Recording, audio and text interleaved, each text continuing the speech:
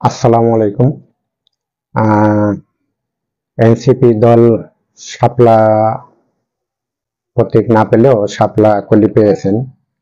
নির্বাচন কমিশনকে, ইসিকে ধন্যবাদ এবং লাল গোলাপের শুভেচ্ছা এনসিপির সকল সদস্যদেরকে, যারা স্থায়ী কমিটির সদস্য হয়েছেন সবাইকে লাল গোলাপের শুভেচ্ছা।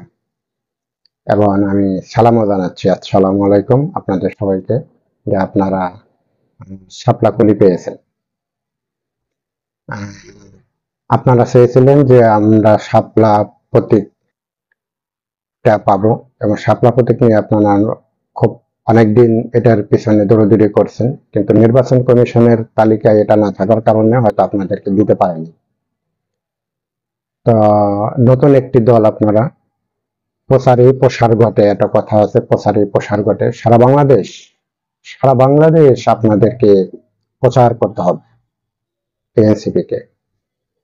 আপনারা এইবারের যে জাতীয় সংসদ নির্বাচন ফেব্রুয়ারিতে হতে যাচ্ছে বা হবে বা আপনারা করবেন, এই নির্বাচনটা, এই নির্বাচনে সকল দলকে একত্রিত করে, কোনো দলকে বাদ দেওয়া যাবে না, সকল দলকে একত্রিত করে আপনারা নির্বাচনটা করে ফেলেন। বিশ্ববাসীকে আপনারা দেখাই দেন যে আমরা সবাইকে নিয়ে নির্বাচনটা করেছি, যা গতবার আওয়ামী লীগ সেটা করে নাই। যার কারণে আওয়ামী লীগের যতগুলো নির্বাচন হয়েছে, প্রত্যেকটা নির্বাচন আওয়ামী লীগের মানে জাতিসংঘের কাছে, অন্যান্য দেশের কাছে গ্রহণযোগ্যতা পায় নাই। কিন্তু আপনারা কে অন্যায় করছে, কে দোষী, কে নির্দোষী, এগুলো আপনারা দেখেন না।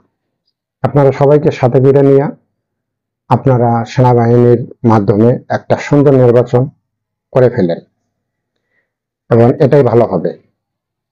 তো আমি ভিডিওটা লম্বা করতে চাই না, খুব তাড়াতাড়ি শেষ করে দেব।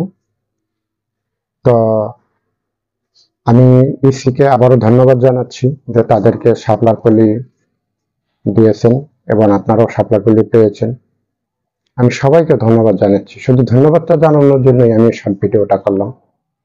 আমি ভিডিওটা এখানে শেষ করছি। আসসালামু আলাইকুম।